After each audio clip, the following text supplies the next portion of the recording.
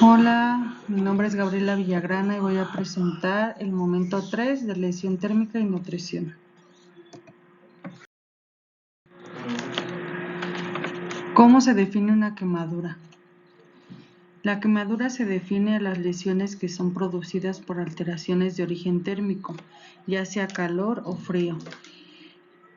Sea cual sea el agente etiopatogénico y la presentación de dichas lesiones, de acuerdo al tipo de agente que lo produce, ya sea con la gravedad o la profundidad. Menciona los 4 tipos de quemaduras y da un ejemplo del agente que los produce. Existen 4 tipos. De tipo térmico tenemos los líquidos calientes, de tipo eléctrico son los atmosféricos, el químico pueden ser los ácidos y las radiactivas son los rayos X.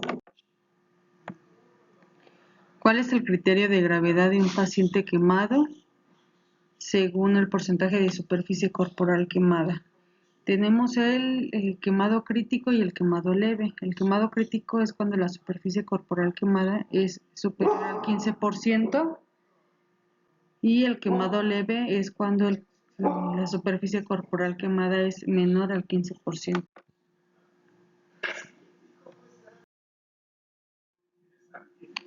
¿Cuáles son los 3 grados de las quemaduras y qué parte de la piel se ve comprometida en cada una?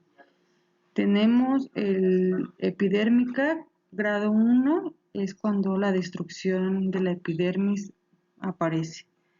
Tenemos el dérmico superficial, grado 2, superficial, la destrucción de la epidermis más la dermis superficial.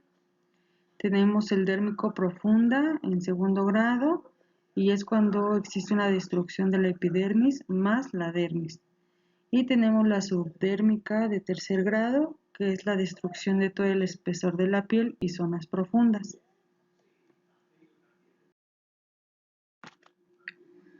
¿Qué es la regla de los 9 para determinar la superficie corporal quemada y cuál es su variación para los niños?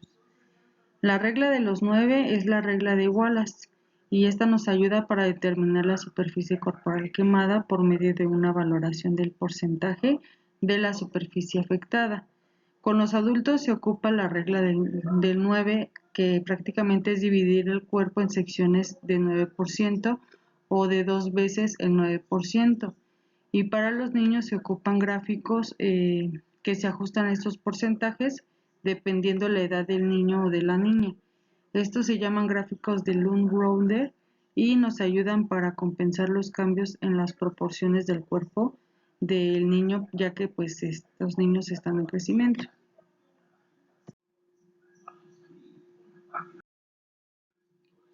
De acuerdo con el artículo Metabolismo y nutrición en el paciente quemado crítico, ¿cuáles son las consecuencias de la intensa respuesta hipermetabólica e hipercatabólica en la agresión térmica? Tenemos las consecuencias como disminución del acoplamiento mitocondrial, hay un incremento en la termogénesis, puede haber sarcopenia secundaria, malnutrición, una debilidad muscular, disfunción orgánica múltiple o fallo orgánico múltiple, sepsis y muerte.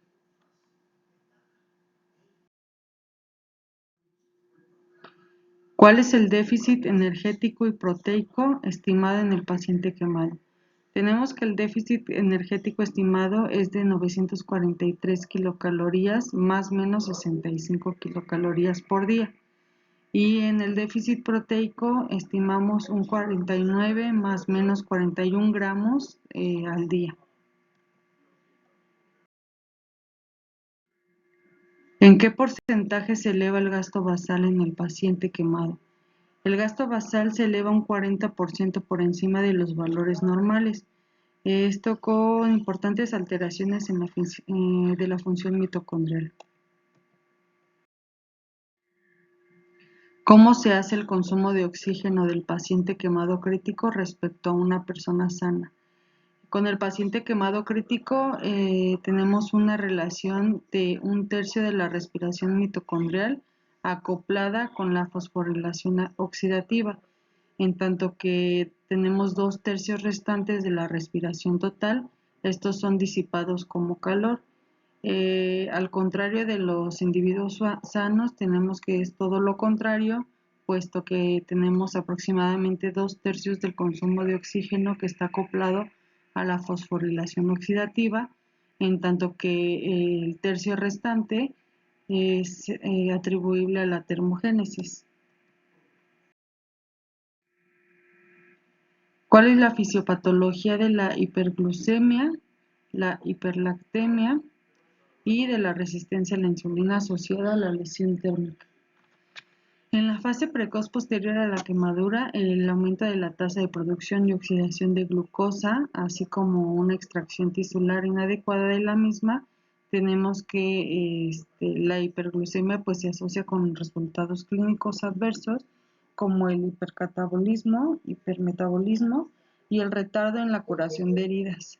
Tenemos una mayor incidencia de infecciones y una mayor mortalidad. En la lesión térmica pues induce estrés sobre el retículo endoplasmático, el tejido adiposo y muscular, que se asocia con la resistencia a la insulina. ¿Cuál es el efecto fisiopatológico de la lesión térmica sobre las proteínas? El calor de las quemaduras provoca la desnaturalización de las proteínas, causando así la necrosis coagulativa. ¿Cuál es la pérdida de nitrógeno estimada en la lesión térmica? En pacientes quemados se estima que 1 metro cuadrado de piel quemada genera una pérdida diaria de nitrógeno de 20 a 25 gramos, lo cual determina una pérdida del 20 al 25% de masa magra corporal.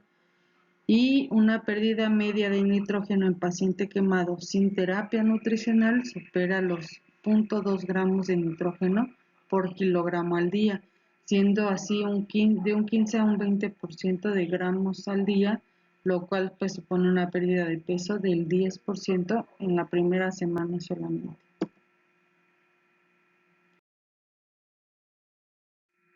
Menciona 5 alteraciones fisiopatológicas en el metabolismo de lípidos.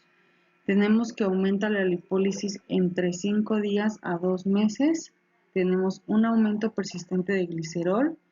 Tenemos aumento de lipoproteína LDL y tenemos un descenso en niveles de los cuerpos cetónicos, así como un aumento de las grasas saturadas y monoinsaturadas. Menciona qué micronutrientes se ven alterados en la lesión térmica. La quemadura representa un modelo de estrés oxidativo con una depresión severa de las defensas antioxidantes. Por aumento de la excreción urinaria y a través de las áreas quemadas, en particular los micronutrientes antioxidantes como el cobre, el selenio, el zinc, el boro, bromo, hierro y yodo, así como tenemos igual una deficiencia de vitaminas A, C y D.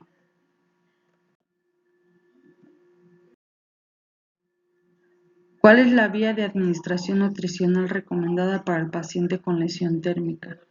La vía recomendada es la vía enteral, es la elección para un paciente quemado.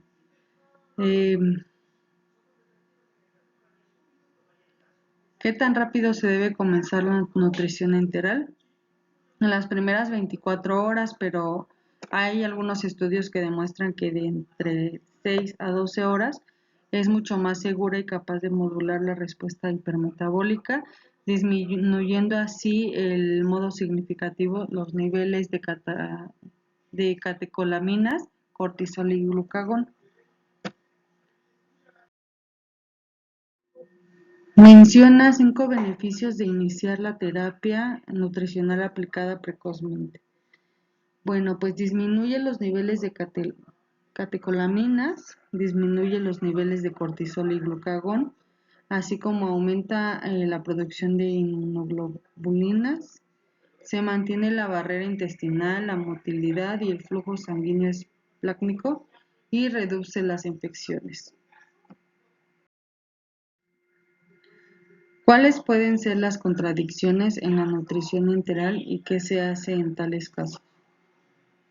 La disfunción gastrointestinal y el fallo intestinal secundario al desarrollo de hipertensión abdominal y pues eventualmente algún síndrome compartimental abdominal contraindican el uso de la nutrición enteral y en estos casos indicamos la nutrición parenteral.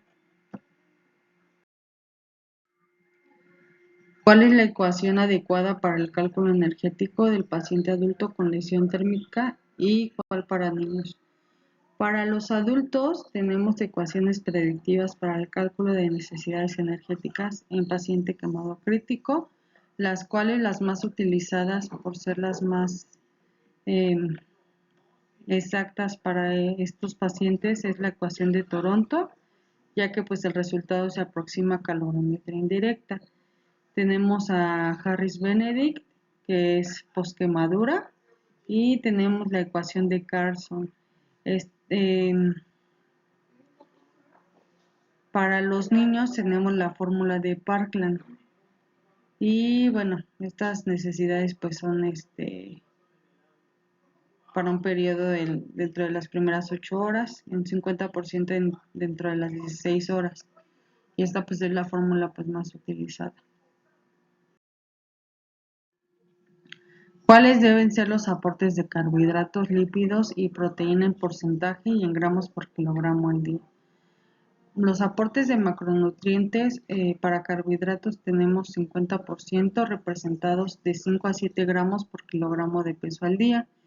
Para los lípidos tenemos 30% con 1 a 1.5 gramos por kilogramo al día y de proteínas tenemos un 20% representado de 1.5 a 2 gramos por kilogramo de peso al día.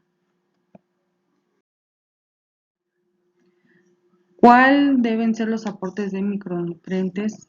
Presenta 10 de estos. Tenemos el cobre, que la cantidad a aportar son de 4 a 5 miligramos. Tenemos el selenio de 300 a 500 miligramos, el zinc de 25 a 40 miligramos, el cromo 15 miligramos, tenemos lo que es vitamina A de 1 a 3 gramos al día, tenemos vitamina B que es menos o igual a 600 unidades internacionales, vitamina D de 800 unidades internacionales, vitamina E de 20 a 25 unidades y la glutamina de 0.3 a 0.5 gramos por kilogramo al día.